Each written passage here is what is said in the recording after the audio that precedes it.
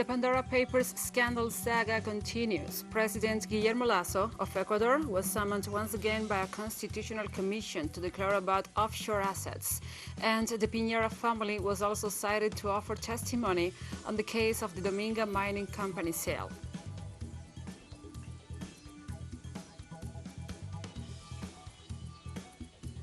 Havana and Managua strengthen ties of friendship and solidarity.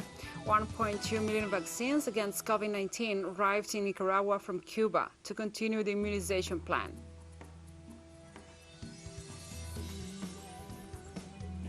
Iranian and Russian naval authorities have reached good agreements on the expansion of bilateral naval cooperation.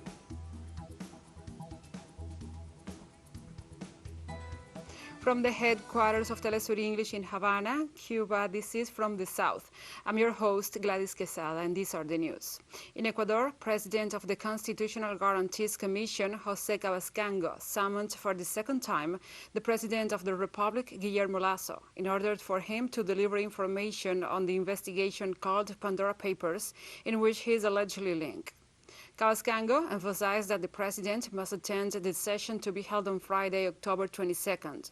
The legislator warned that failure to comply with the summons of a parliamentary commission is a cause for impeachment.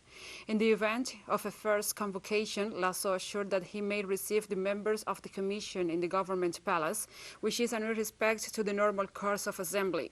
Lasso had indicated that the National Assembly is not competent in this case, and it is up to the state's general controller's office, and has maintained his narrative that he has repeated everywhere, that since he presented his candidacy for the presidency of the Republic in 2017, he was not involved in holding offshore companies in tax havens, nor has any relationship with them.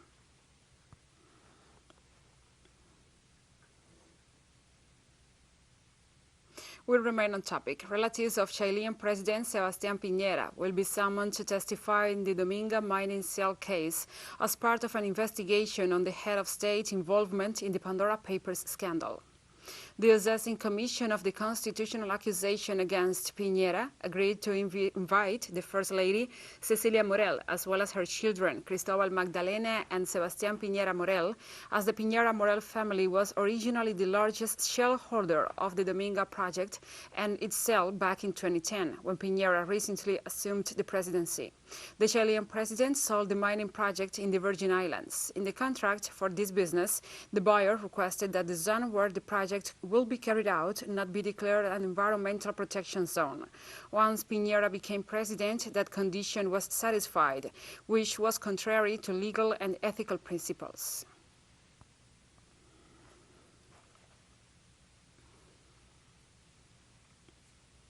And the Democratic and Popular sector called on Prime Minister Ariel Henry to dismiss the National Police General Director Leon Charles.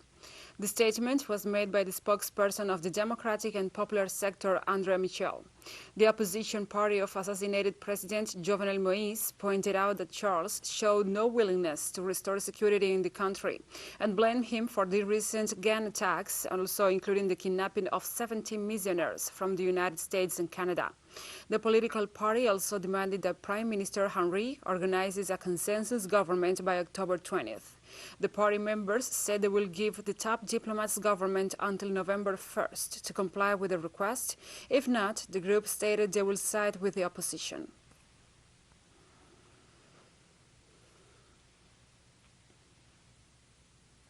Union and civil society groups protested in Panama City against a questioned reform of the Electoral Code and consider a mockery that the country's president, Laurentino Cortizo, has only vetoed an article of the legislative project. The Secretary General of the Single National Union of Construction and Similar Industry Workers, Saul Mendez, said the demonstration objective was not only to reject the electoral reform, but also the code, since they both were undemocratic.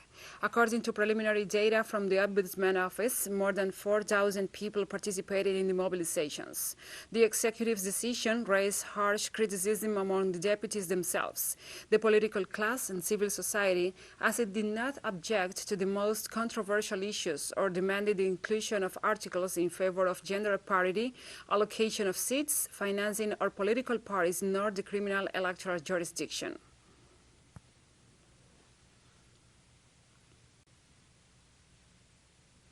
In Mexico, despite the COVID-19 prevention measures and the control of the migratory flow, citizens of different nationalities are preparing a march for freedom, dignity, and peace, which will attempt to leave this Saturday from the city of Tapachula in the state of Chiapas, heading for the country's capital. The asylum seekers coming from Haiti, El Salvador, Honduras, Guatemala, Nicaragua, and 6 other countries are organizing this mobilization that hopes to obtain permission from the Mexican Commission for Refugee Aid or the National Institute of Migrations. Tapachula has become the obligatory passage for asylum seekers to cross the border to the United States and also a kind of prison. Mexican authorities assure that they will not allow undocumented people to cross the country and ask them to wait for a response from the competent bodies in migration matters.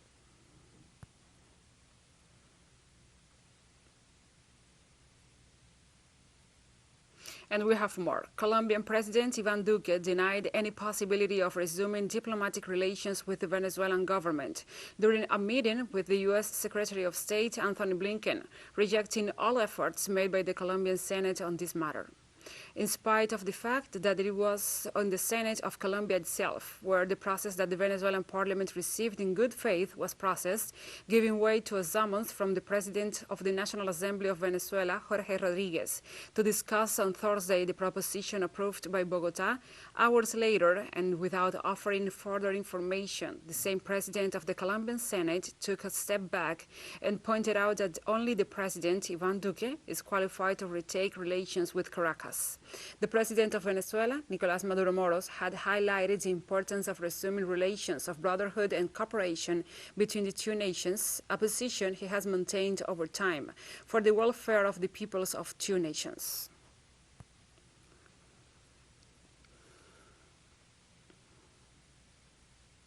And the asylum seekers who cross Colombian territory on their way to North America, especially children and young people, are recruited by armed groups operating in the Department of Antioquia. This was denounced by Carlos Camargo, the ombudsman of that country. The denounce was made during the international meeting of ombudsmen that took place in Cartagena, northern Colombia, where the official, in addition to explaining the seriousness of the migratory crisis generated by the passage of thousands of migrants, currently 10,000 stationed in the Department of Antioquia, assured that the illegal armed groups have taken girls, boys, and young migrants from the process of forced recruitment, a common practice in Colombia that constitutes a serious violation of the rights of children. The Colombian ombudsman also stated that the harboring of thousands of people between Necoclí and Jacandí puts the lives of entire families at risk, who in desperation, because of waiting time and the terrible conditions in which they remain in the area, decide to take boats and other means of transportation without any guarantee of safety.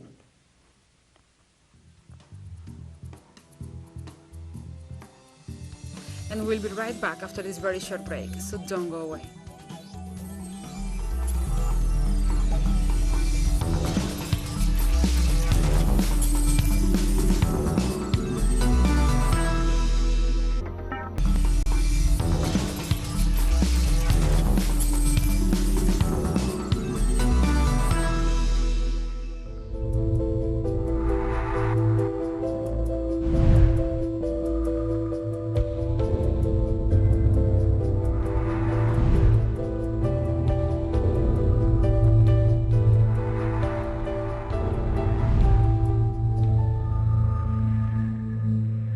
Welcome back to From the South.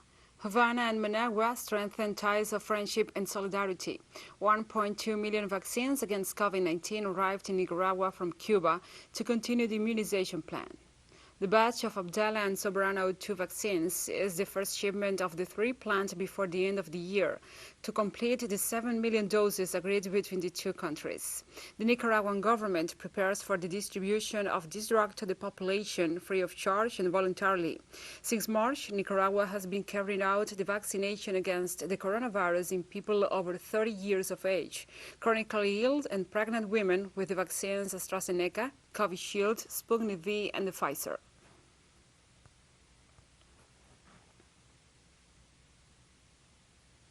Residents of Argentina's capital are now allowed to go without wearing masks for the first time since the start of the COVID-19 pandemic.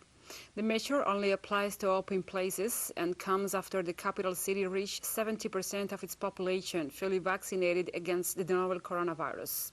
The government of President Alberto Fernandez had allowed people to stop wearing masks in open spaces nationwide from October 1st, but it was up to individual cities to implement this measure. Coronavirus occupancy of intensive care beds in the public health system is now 3.2%, an all-time low record. Some 31.5 million people have received one dose of a vaccine, while about 24.8 million have received 2 doses out of a population of some 45 million.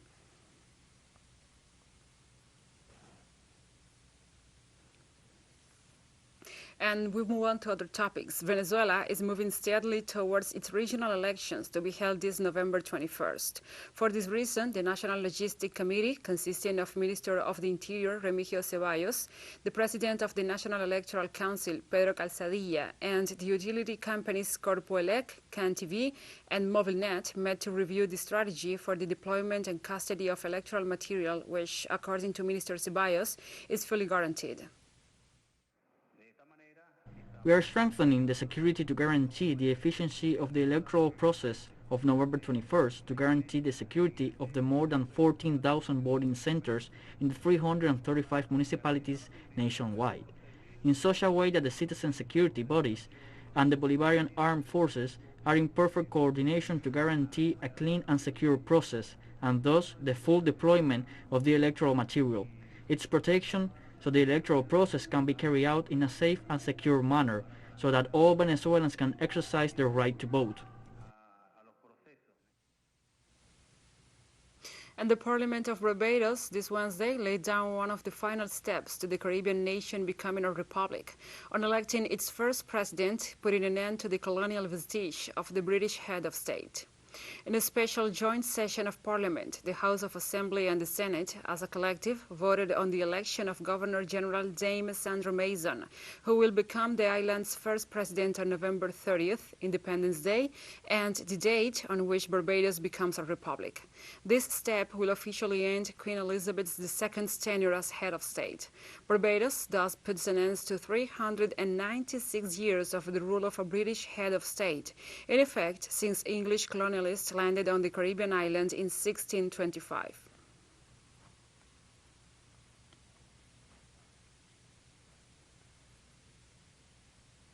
After the voting session at the Parliament, Prime Minister of Barbados, Mia Mottley, referred to her country's struggle for true independence.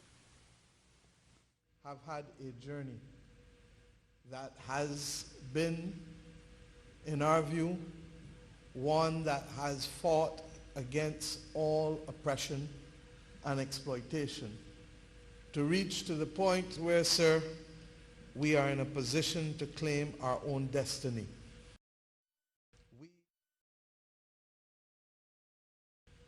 We have reached this moment on the eve of our 55th year of independence.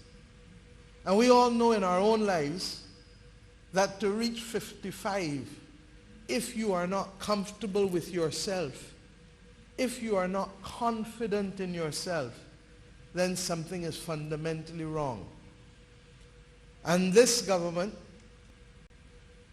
like those who went before and who expressed confidence in the journey, even if not completing the process, we believe that the time has come for us to claim our full destiny. And we have more stories coming up after this final short break, so stay with us.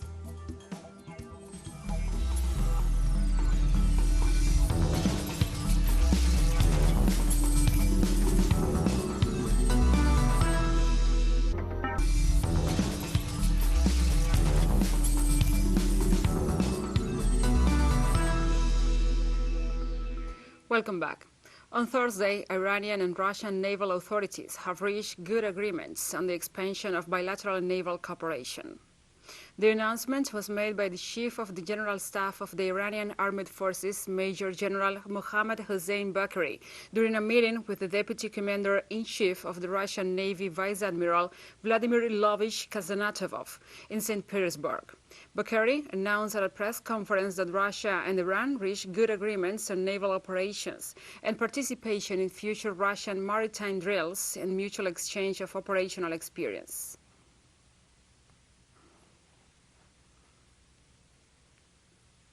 Pakistani Foreign Minister Shah Mahmood Qureshi met with Taliban interim government officials in Kabul on Thursday, following weeks of tension over transport links between the neighboring countries.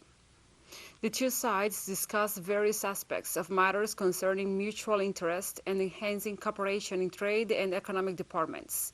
Qureshi will also share Pakistan's perspective on issues of regional peace and stability, the Foreign Office said. Pakistan also highlighted that the country has always stood by Afghanistan and kept the border crossing points open for trade and pedestrian crossing under COVID-19 protocols. The meeting came a day after the international meeting hosted by Russia and attended by the Taliban. Earlier, the insurgent group has also met with the US and the European Union.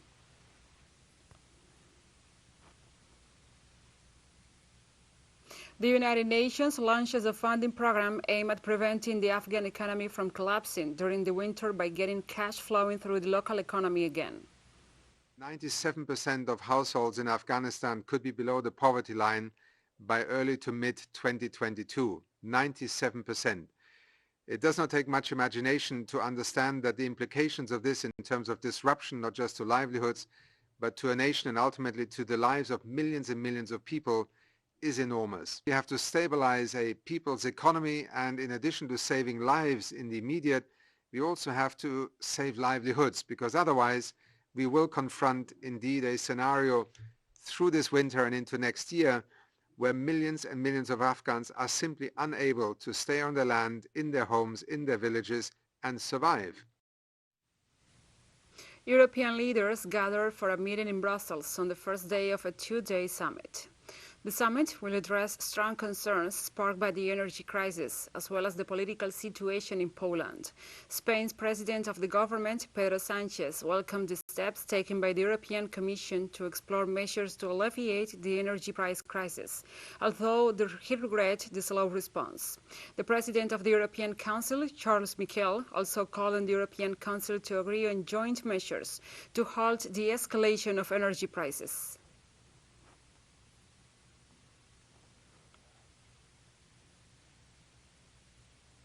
And supporters of Sudan's transitional government took to the streets of the capital on Thursday as rival demonstrators kept up a sit-in demanding a return to the military rule.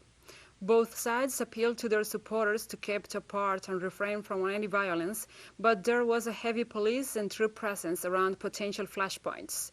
The two sides, representing opposing factions of the Forces for Freedom and Change, the civilian umbrella group that spearheaded nationwide demonstrations that led to the army's overthrow of longtime President Omar al-Bashir in 2019, The mainstream faction backs the transition to civilian rule, while supporters of the breakaway faction are demanding the military takeover. Since Saturday, the pro-military faction has been holding a sit-in outside the presidential palace. Ahead of Thursday's demonstrations, leaders of the rival factions appealed for calm, as troops and police cordoned roads leading to the protest.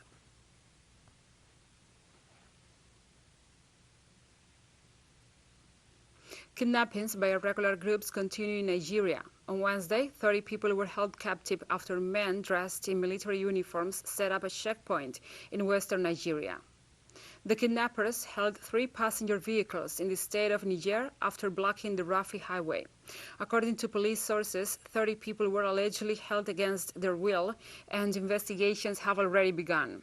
Although the identity of the captives is not known, the mass kidnappings have been linked by police to extremist groups, whose preference is for women, children, students, and members of Christian or Catholic religious communities. For its part, the United Nations High Commissioner for Refugees assures that more than 1.37 million people have not been able to return to their homes and could be in the hands of the terrorist organization Boko Haram.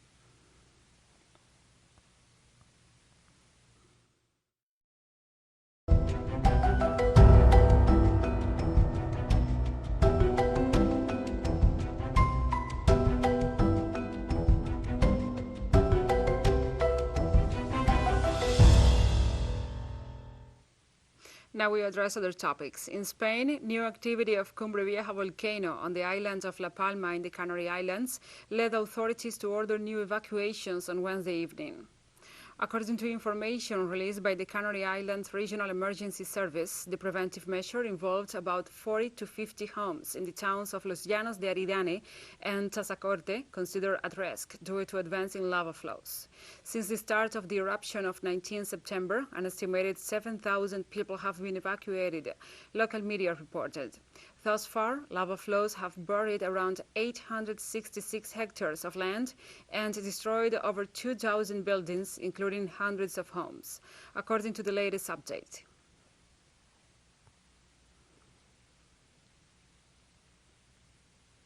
In China, at least 4 people were killed and 47 injured after a gas explosion in northeastern part of the country on Thursday. According to authorities, the blast erupted in a restaurant at a mixed-use commercial and residential building in Xinjiang city of Liaoning province on Thursday morning. A cloud of dust and debris blew onto a busy street, damaging nearby buildings and vehicles, sending passengers fleeing. So far, all the injured have been sent to hospitals.